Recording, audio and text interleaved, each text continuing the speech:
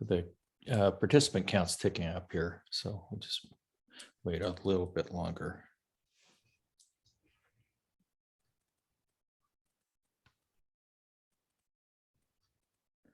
Okay, you ready? Yeah. Great. Good morning, everyone. It's my a great pleasure to introduce my dear friend and colleague, our dear friend and colleague, Xue-Qiao Zhao, so research professor in the Division of Cardiology. Xue's grandmother was a Mongolian princess. Her father was a judge in Beijing, where Zhao was born. Zhao did her training in Beijing at the Beijing Medical University, where she was the most outstanding student, the most outstanding resident, and most outstanding cardiology research fellow, which is a major triple. So she major triple play there. And Zhao came to the United States in the mid 80s, first to Tulane, and then in 1979 to Seattle, where she to work with Greg Brown in his coronary atherosclerosis research lab. She since developed her own independent reputation as a leader in the development of imaging techniques for coronary and carotid vascular disease. And as those of us who tuned into her research conference on Wednesday, has also developed novel techniques to investigate cerebral blood flow and blood-brain barrier diffusion with MRI techniques.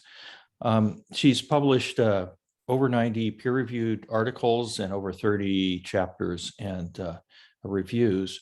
So it's very well published, and she's also has a long track record of NIH funding and leadership on NIH AHA study sections and participation in study sections. So I don't want to spend too much more time here. We'll let her get going, because I'm sure she has really terrific things to say. She's had incredibly good funding track record, and done a very nice job running a clinical research effort in atherosclerosis based out of Harborview. So she's announced too that she's retiring, though it's a little unclear to me what that means, but for Zhao. But this, in a sense, this is your swan song, and it's with a bittersweet moment to hear your grand rounds today. Ciao. All right. Thank you so much, Kevin, for the kind introduction, and also want to have the opportunity to thank you, in person or at a personal level, being a good colleague and a friend, and for all your support over the years, and especially during the difficult times. And it is a bittersweet moment, and this is will be my last grand round, and like to talk about a topic on Lp(a), and also this is a very close to your heart, Kevin, and you have been working on this topic and made an important contribution as well. So I have a disclosure. We receive research funding from Novartis and for the Horizon trial, and which I will be mentioned in this presentation.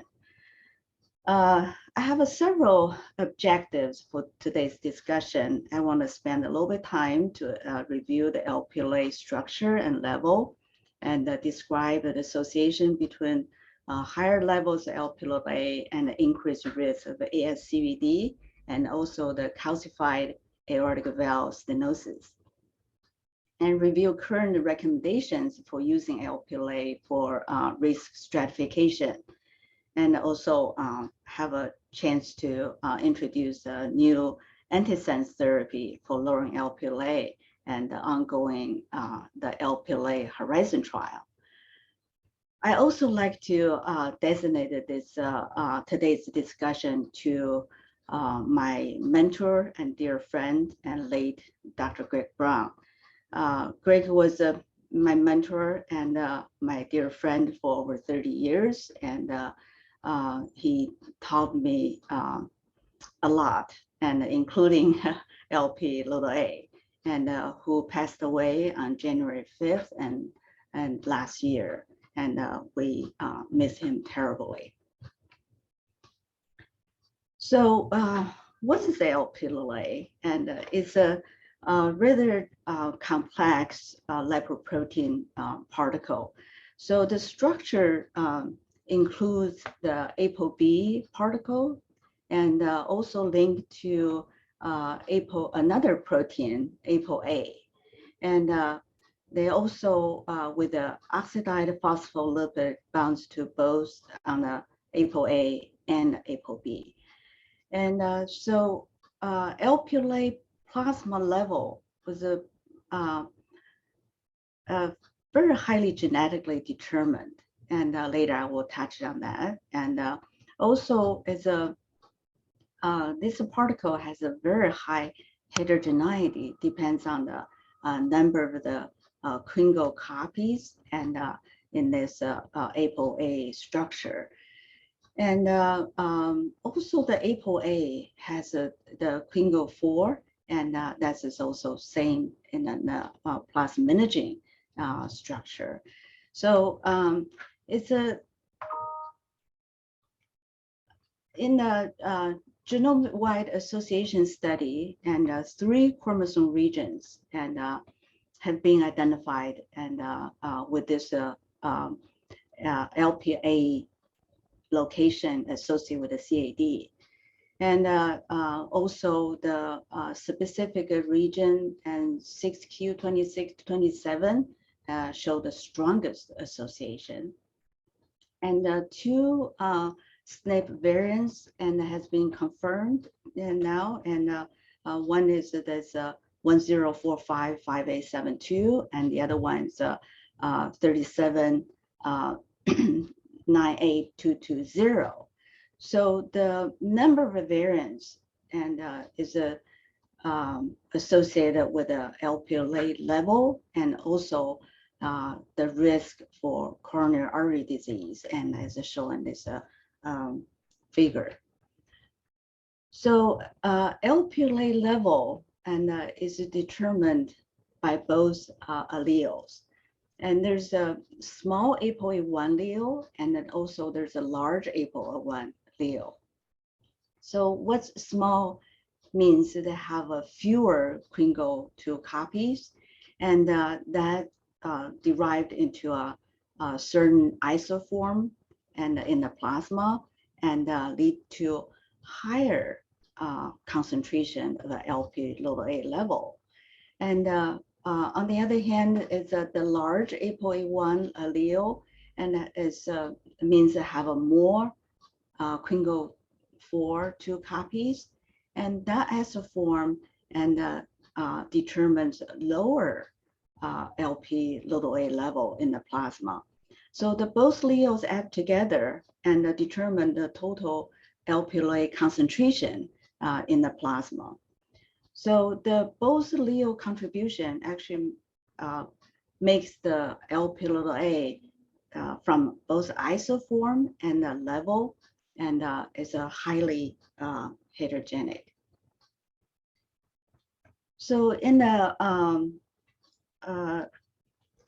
Copenhagen City Heart Study and Copenhagen General Population Study, and people find and LPLA Quingo genotype, Quingo 2 genotype, and LPLA SNPs, and how they attributed to the LP(a) level in the plasma. So the study showed, and Quingo 4 2 genotype attributed to about 24% LP(a) level, and the SNP 10455872 and determines about 28%. And this SNP 3798220 determines about 5%. So totally is about 40% of in this particular study, and the Lp(a) level was determined by the individual genes and the SNPs. So what's the distribution in the general population? And both men and women, it's about 80% of us, and we have a Lp(a) level below 50 milligram per deciliter. And about 20% have a higher level, higher than 50 milligram per deciliter. How that translated the number? And so if we use a 60 milligram per deciliter as cut point for the top 20 percentile, so in the United States, there will be 64 million people. And in Europe, it's 150 million people. And globally, there's a 1.4 billion people. And with this Lp(a) level at the top 20 percentile. We also know from the Dallas Heart Study and showed both men and women and in African American community, and they have a significantly higher level of plasma level of Lp(a) compared to white and Hispanic. So this is a very interesting finding, and so Lp(a) level is influenced by race. And later, and another study looked at the number of Kringle copies and find the people in Africa, and they had fewer Kringle copies and higher distribution per percent of a population have this lower copy. So that's why lead to higher concentration of Lp(a) in the plasma. So Lp(a) has been recognized and currently as an independent and a causal factor for ASCVD. And so since Lp(a) was discovered in 1963, and enormous amount of research, scientific studies, and in the pathogenic mechanism of Lp(a), and has demonstrated. So because it is a complex and a particle, and so it's pro-atherogenic and also pro-thrombotic and also pro-inflammatory. So this is a overwhelming amount of research has been done in the mechanistic sense. So through this pathogenic mechanism, and indeed Lp(a) level actually is meaningful in terms of increased ASCVD risk. So in this meta-analysis, and include publications from January 1970 to March of 29, and include 126,000 participants in 36 prospective studies. And what this meta-analysis did is look at the risk of a non-fatal MI and coronary death. The cases was 9,318, and after adjustment for age and gender, and the multivariate analysis showed if it's the Lp(a) level and higher than 30, and start really showing increased risk and for non-fatal MI and a coronary death. So the Medellin randomization analysis include 3 large cohort in Copenhagen, and the Copenhagen City Heart Study, the Copenhagen General Population Study, and then the Copenhagen ischemic heart study. And this is a look at the increased risk and of a myocardial infarction in association with the increased Lp(a) level. So after the Quingo 4-2 adjustment, and then the multivariate analysis showed, and you see the risk of MI and was significantly increased, especially when the Lp(a) level above 30. And so this is a highly statistically significant correlation, and confirms what we learned and from the meta-analysis. So on the other side of the equation and of this Lp(a) level and with the risk of ASCVD, and we learned, and people with established vascular disease and in AIM-high, and compared to Framingham population, and have a trend and to have a higher level of Lp(a).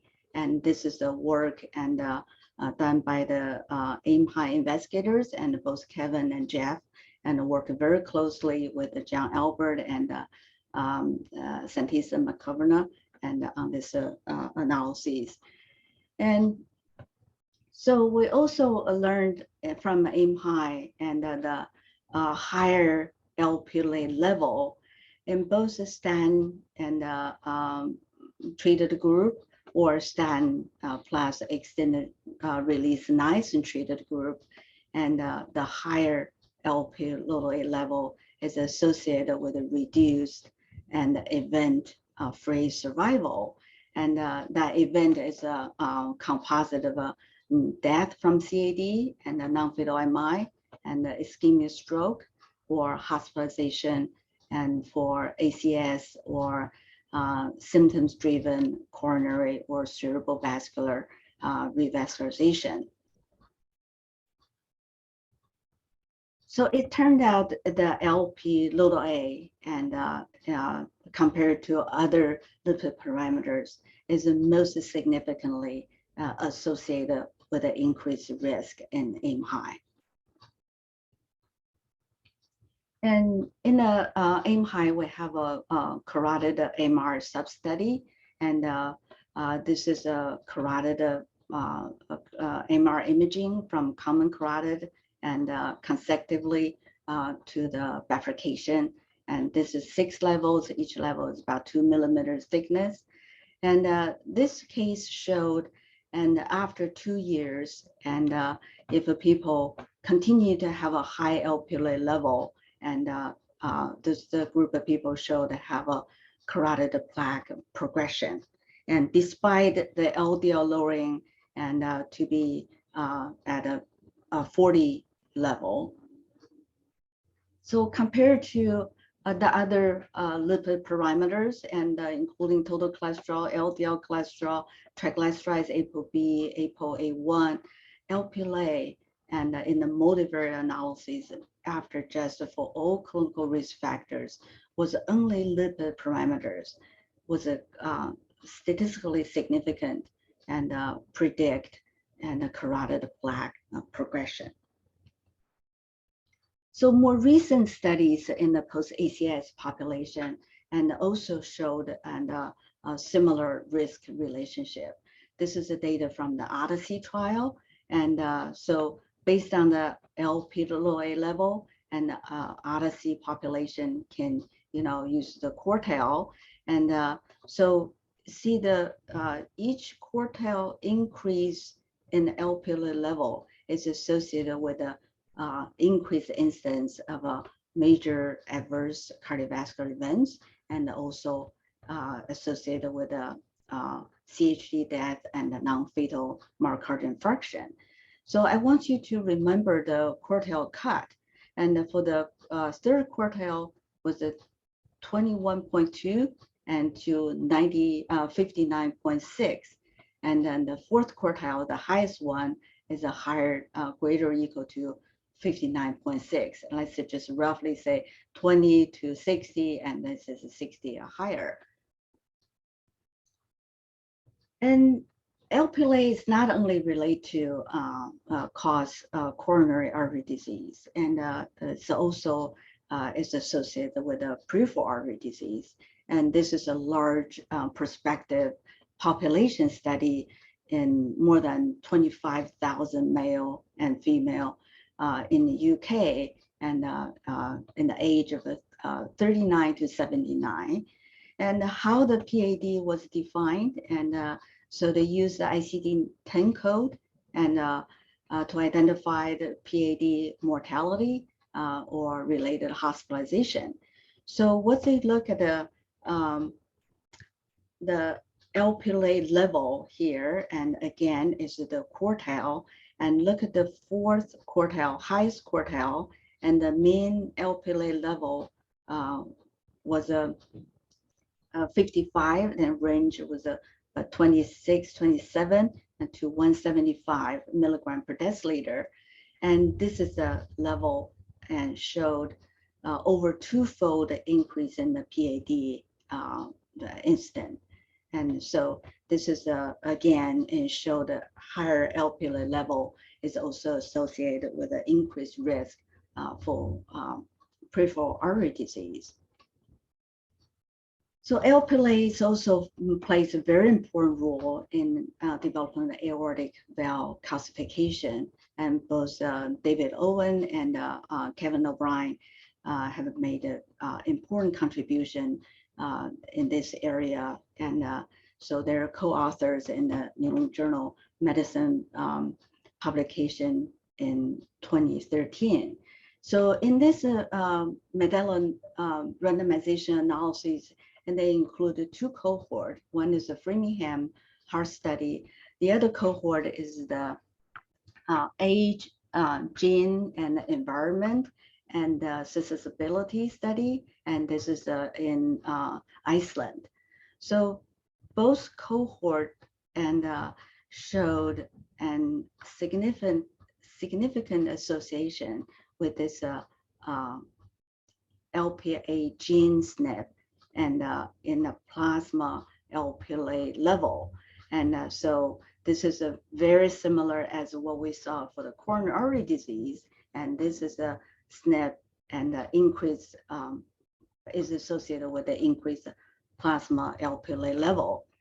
And with this SNP variance, and the odds ratio was higher than 2 for aortic valve calcification. And of course, the plasma Lp(a) level, and also the genetically determined Lp(a) level, also statistically significant, and with a presence of aortic valve calcification.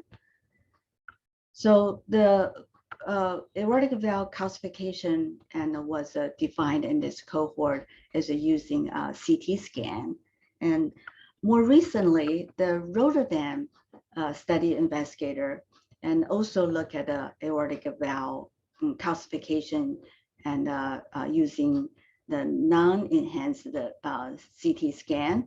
And they found an Lp(a) level at 80 percentile and or higher. The 80 percentile, the cut is equivalent of 47.7 milligram per deciliter.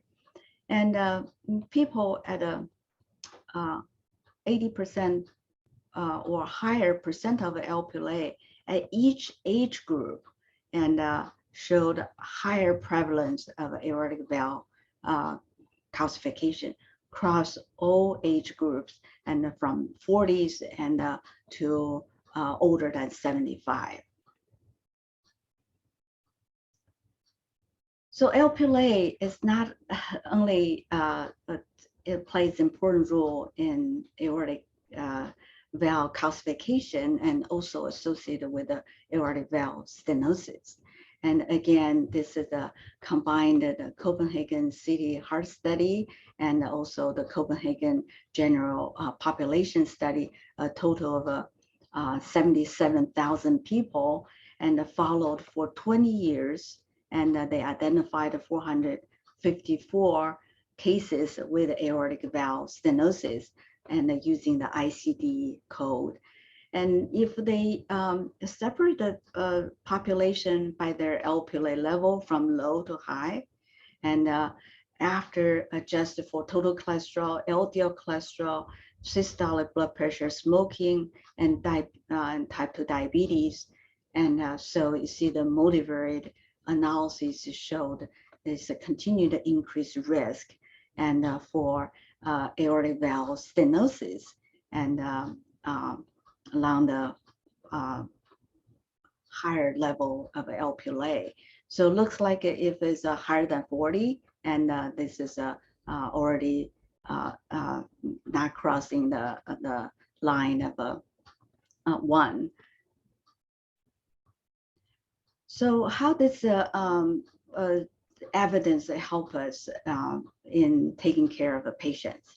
And so now Lp(a) and will help us, and for ASCVD risk stratification. And in the primary prevention setting is a little clean and straightforward. And both 2019 ACC/AHA guidelines and 2021 AHA scientific statement, and recommended using Lp(a) level as a risk enhancing factor. And what does this mean, a risk enhancing factor? So which is help us to start a statin therapy, especially in the 2 cohort in the individuals at the borderline, and 5 to 7.4% or intermediate, and 7.5 to 19.9% of 10 risk predicted 10-year predicted risk for ASCVD. So there's actually a formula you can calculate, and so use this formula, and if for the borderline risk group and for intermediate risk group, and if they have a high Lp(a) level, and they actually be reclassified into the higher risk level, and that help us to consider start a statin therapy.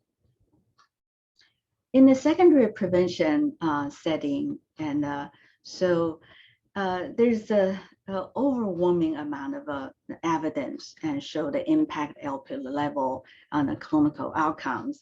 And so this is based on the large prospective population-based studies, and also supported by large Medellin randomization studies.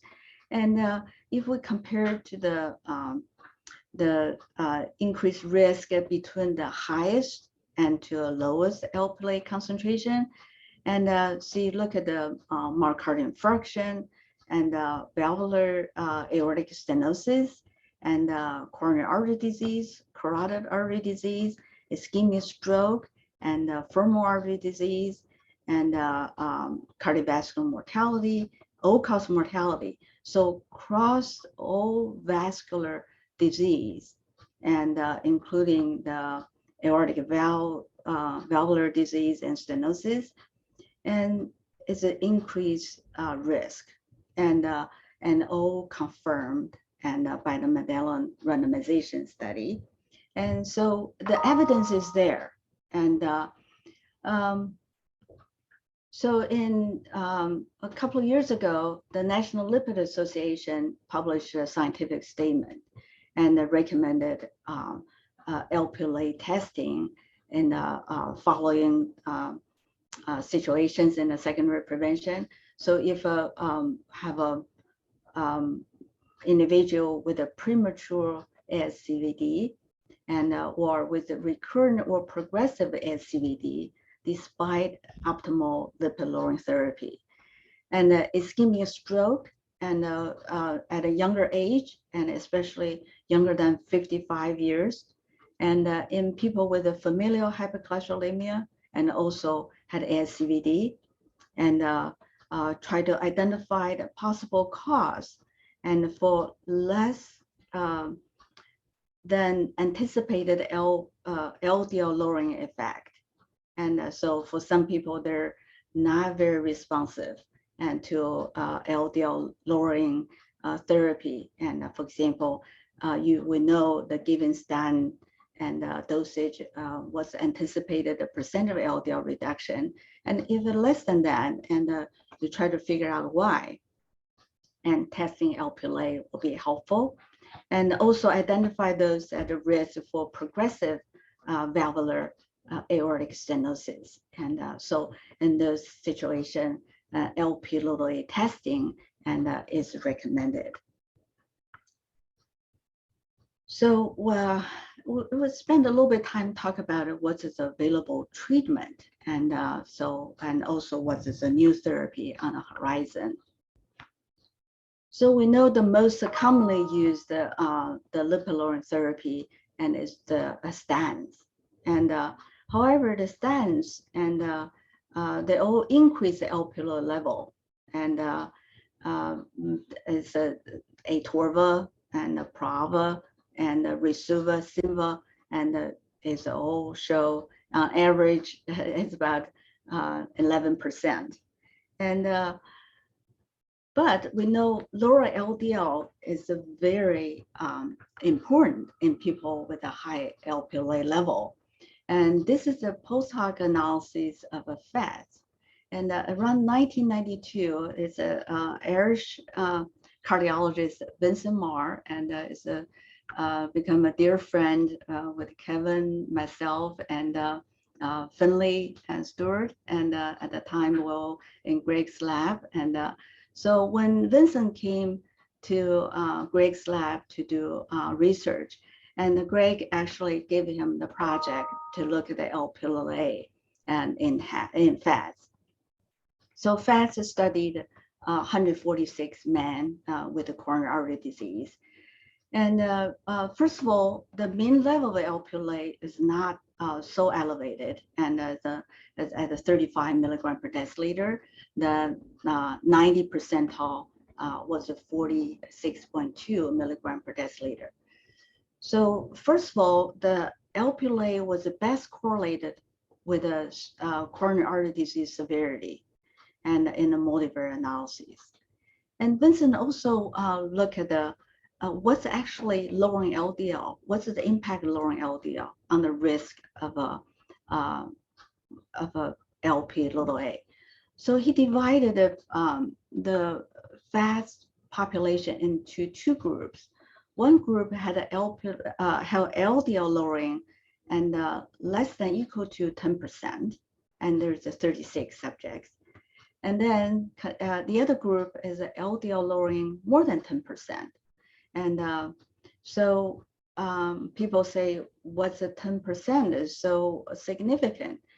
And the fats participant had a very high LDL level. So 10% is from 190, and back then, and we didn't have a potent high dose statin, and we used a combination of a niacin and lovastatin, and or the niacin and cholesterol, and try to lower LDL cholesterol. So what happened is people in the Lp(a) higher than 90 percentile, and you see if their LDL lowering less than 10%, and they continue to have a coronary disease progression. And if you lower LDL more than 10%, and you see that progression being reduced, and or actually results a little bit of a regression. And from the clinical events, and again, the Lp(a) higher than 90 percentile, and people had more events, higher event rate, and it was significantly higher than the people and at a lower Lp(a) less than 90 percentile. So if we treat this group and with the LDL lowering more than 10%, so the event reduction was substantial, was statistically significant. So what this tells us is that the people with a high Lp(a) and really need to have a more aggressive LDL lowering therapy because they benefit. And 25 years later, and this is confirmed by the Odyssey data, and using statin and also in combination with a PCSK9 inhibitor, alirocumab. And earlier, I want you to remember what's the quartile, the Lp(a) quartile 3 and 4. And because this is a two group of people appear to benefit from the aggressive LDL lowering the most. And so the P for interaction was statistically significant. So what's it, again, that tell us is a greater treatment effect on event reduction with a higher baseline Lp(a). So another therapy is apheresis. And we don't do so much what we don't do here anymore. And so in the Pacific Northwest, and the apheresis center is in Portland now. And so it's really difficult to design the placebo-controlled trial for apheresis treatment. So they did this observational study. And so look at the pre-apheresis Lp(a) level and 110. And then after 2 years of apheresis treatment, and Lp(a) and can be controlled and down to mean level of a 71.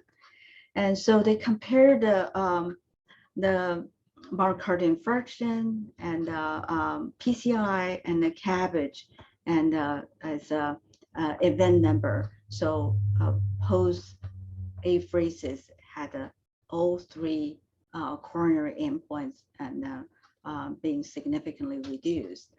And apheresis is not recommended for Lp(a) in the United States, but it is recommended as a therapy in UK and Germany. So there's a lot of data and useful data come out of Europe about apheresis to treat high Lp(a). So put together, and so this is available therapy we have. And so again, this is a green color and is for people less than 30 Lp(a) level. That's a normal level in the United States. And European Atherosclerosis Society recommend less than 50, and this is the blue color. And then the less than 60 is a cutoff for apheresis eligibility in Germany and the UK. So theoretically, if we say a group of people with extremely high Lp(a), so look at the current therapy we have, and the statin increased Lp(a) by 10 to 20%, and niacin PCSK9 inhibitor lowers by 20 to 30%, and apheresis lowers between 30 to 35%. And none of this actually available therapy now can effectively lower Lp(a) and to actually close to be normal level. And so it's a new type of therapy, is Antisense, and therapy now is being development in the past 15 years, and then now it's in a clinical investigation. So the Antisense and the oligonucleotide therapy for lowering Lp(a), and to introduce a single strand and DNA-like structure, and that structure binds with the ApoA mRNA, and that binding causes the degradation of the mRNA of ApoA. So it stops ApoA production, and by doing that, it reduces the Lp(a) concentration or Lp(a) level.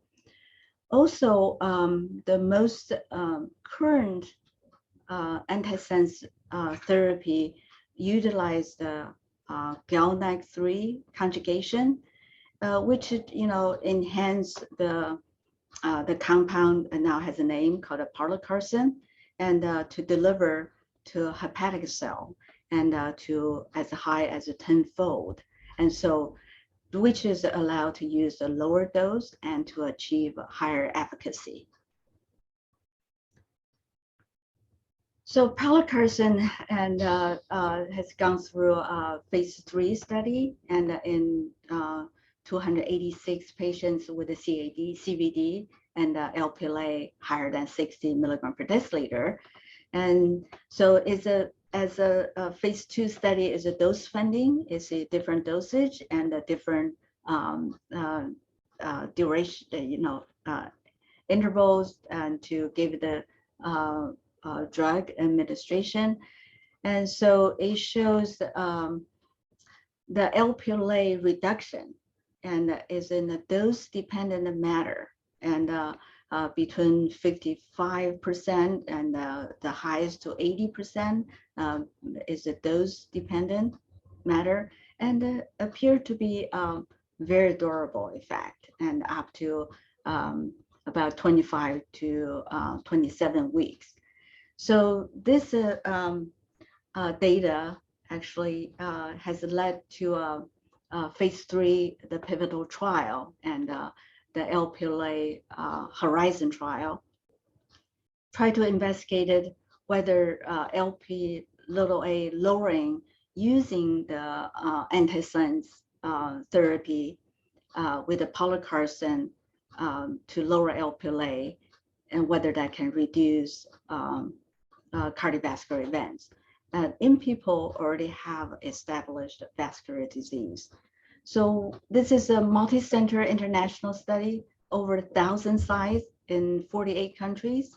And so we try to recruit and 8,000 people, and with the CVD and defined as a myocardial infarction, stroke, or PAD in the past 10 years, and LPLA level at a 70 milligram per deciliter or higher. And so the study recruitment has completed in March, and so now we're actually doing a follow-up. And so there's 3 sites in Seattle and participating in this study. So we have a very high presentation locally, and Kelly Branch was is the PI at Mount Lake, and John Peterson as Swedish, and my team at Harborview. So we together recruited quite a few people, and hopefully we have some local experience on this as well. So the study also want to have people to receive optimal cardiovascular risk therapy before the randomization. So we can increase the stand dose and to maximum tolerated, and we can add a ezetimibe, and we can add a PCSK9 inhibitor. And after 12 weeks stabilization of using PCSK9 inhibitor, and then so and then we'll be randomized in a 1-to-1 fashion, and so pelacarsen versus a placebo, and with a stratification for LPLA 90 milligram per deciliter or higher. So this is the study, the pelacarsen used in this phase 3 trial is 80 milligram and or placebo, and is a sub-Q injection every month, and so anticipated to have a 4 years of a study duration. So the primary endpoint and for this LPA Horizon trial is a time to the first occurrence of a 4 components of a major cardiovascular events. So the CV death and non-fatal myocardial infarction, stroke, or hospitalization for urgent coronary revascularization. So the secondary endpoints, and first is a time to the first occurrence of each of the 4 components in the primary endpoint. And then the secondary endpoint is a composite endpoint of a coronary events, and the third is all-cause mortality. So all the events will be adjudicated and by the clinical endpoint committee, and so will need is an event-driven trial. So we continue follow these people and apply to a protocol design therapy and then wait for the results. So before I finish the today's discussion, I also want to point it out and about the journey of learning about LPLA will continue to narrow and close the gap in knowledge. And we learn a lot, but we still have so many things we don't know. And for example, how the ApoA synthesis and the LPLA particles being assembled, and how the mechanism of the LPLA clearance, and what's the target for LPLA level. And this is all still in debate. And along the way, we're learning more about LPLA, and I'm sure we'll have more questions, and that will lead to more investigation, more research, and to find answers. So to summarize and today's discussion, and the LPLA is a genetically determined and a causal and prevalent risk factor for ASCVD and also calcified aortic valve stenosis. And LPLA predicts residual ASCVD risk and the plaque progression in patients treated with a stent therapy. It can be used as a risk enhancing factor and also can help decision-making on risk management. And although the universal screening has not been recommended now. And effects of LPLA antisense therapy and on the residual ASCVD events under investigation. So stay tuned. Thank you.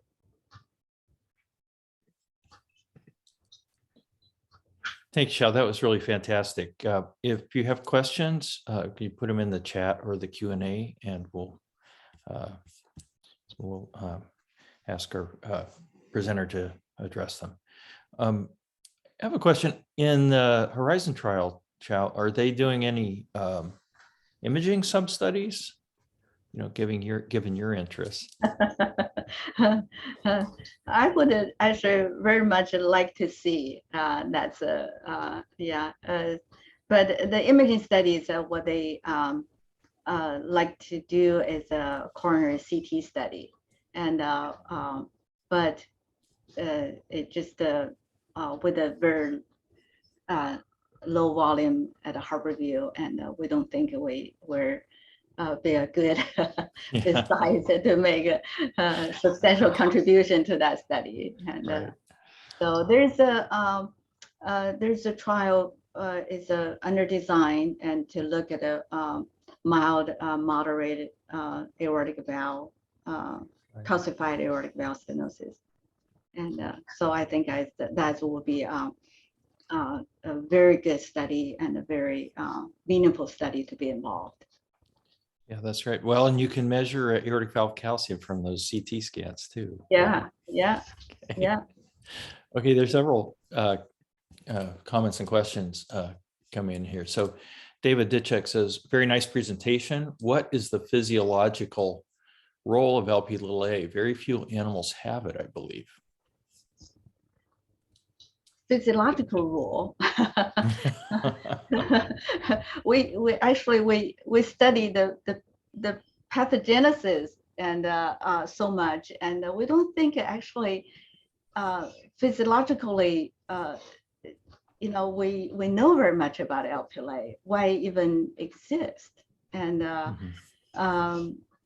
if you look at the structure and the function, and both from ApoB particles and also the ApoA particles, and also the oxidative phospholipid bonds to both the lipid core and the ApoA, and it's really cannot say there's a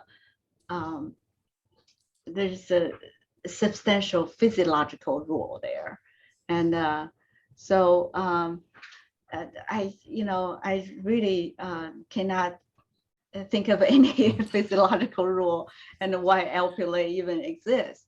And Yeah, well, David, I can't figure out how to unmute you, but if you have any hypotheses, you put them in the chat and we'll share. right. I would love to hear it, and it's really interesting. Yeah. Okay, great. And then Jeff Prosfield asked about the state of FDA approval for new treatments and whether there's a chance for oral treatment. I also, of course, commented that it's a very nice presentation. So FDA status and future oral. I think the oral form is going to be difficult because we're introducing a piece of a DNA-like structure, and so I think this is one of the first one in the class. So FDA is going to look at the safety very rigorously, and so the phase 2 showed actually it has a very good safety data, but it is only in 280 some patients, and so that will not be very meaningful kind of safety record. And so one of the objective in the Lp(a) Horizon trial is to see the long-term safety. And the one thing about this type of a therapy, and including other antisense therapy, they we know the therapy, the pharmacokinetics and dynamics is that they're rather clean, and they have a very little drug-drug interaction, so they're very targeted. And in this case, a pelacarsen and with the GalNAc technique, and is the target of hepatic cells, and is not just have a systemic effect. Great. Melch Thompson asks, was there consideration of including primary prevention patients in the Horizon trial? Horizon trial is designed as a pivotal phase 3 study, so they wanted the highest risk population. So you see the Lp(a) is set 70 or higher. Is that right? And although in the United States we say higher than 30, and in Europe it's higher than 50, but the Horizon trial said 70, and so they wanted absolutely the highest risk population. And then they all have established vascular disease and MI, stroke, and ischemic stroke, and PAD in the past 10 years. And so this is the higher Lp(a) level and the highest risk population. So hopefully that'll give us a chance to derive, some positive outcomes. Right, and you want to see. Yeah. So I think it's just like LDL lowering therapy development, and I would see next trial, and we'll start shifting and the LP level to the lower range, and also the population will be more broader and secondary prevention, or even in a high risk primary prevention. And in the younger population, for example, they really have a genetically determined high Lp(a), but they don't have a disease yet, and and this be a good preventive option. Right. Yeah, we have when you want to have some longer term experience with safety in the higher risk populations before you would want to extend to people without known disease. Absolutely. Yeah. So with the 8,000 people in the trial, I think we have a good chance. And if there's any safety signals and safety concerns, and they will show up. Especially the trial is going to be 4 year long. Right. Well, your colleague, Dr. Branch, provided a comment to answer the imaging sub-study question. Imaging study we will be doing at UW is called Victorian plaque, randomized to pelacarsen versus placebo with coronary CT angiography pre and 24 months in those with non-obstructive CAD and LP(a) above 70. So. Yeah, this is this is not using pelacarsen. This is inclisiran. Inclisiran. Yeah. Yeah. Okay. Yeah. Right. I think that's the called a V2P plaque. Okay. Great. Uh-huh.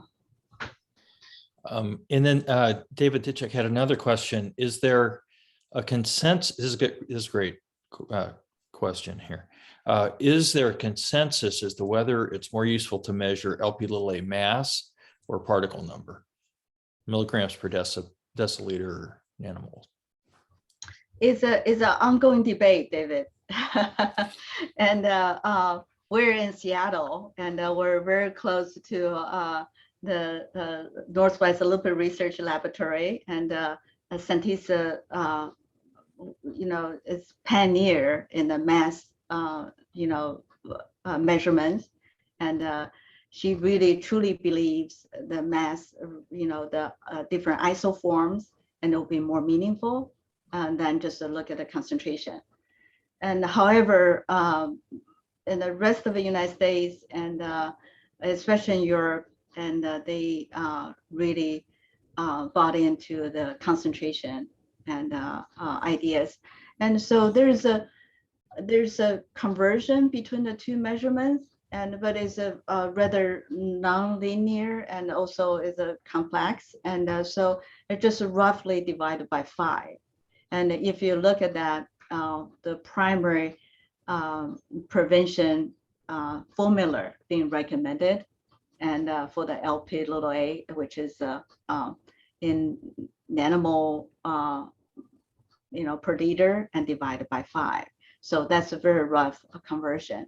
And so I think it's for example, in the Horizon trial, we use a milligram per deciliter, and so I think because it's so many international centers involved, and so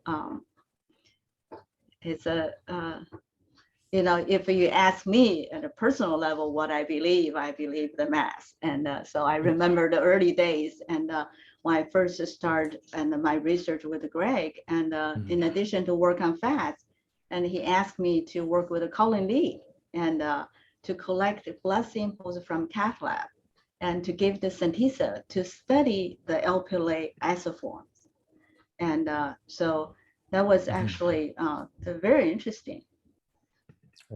Right. Yeah, she's a big proponent of particle number. Yeah. Right. Yes. Mm-hmm. So let's see.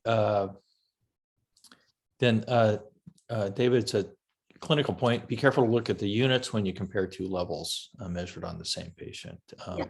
And also he points out, as you did, that the LP(a) levels are quite stable over a lifetime. So there's no need to measure it more than once. Right. I guess unless you're in the Horizon trial. I've avoided sending an LP(a) level on my patient that's in your trial. Right. Yeah. So one of your patients is a participant of the that's trial. Right. Yeah. Yeah. He's keen to know, but anyway, good. All right. Okay. Let's see. Kelly says, sorry, he meant there's a planned study with a Victorian plaque that has pelacarsen. Yeah. So good. All right.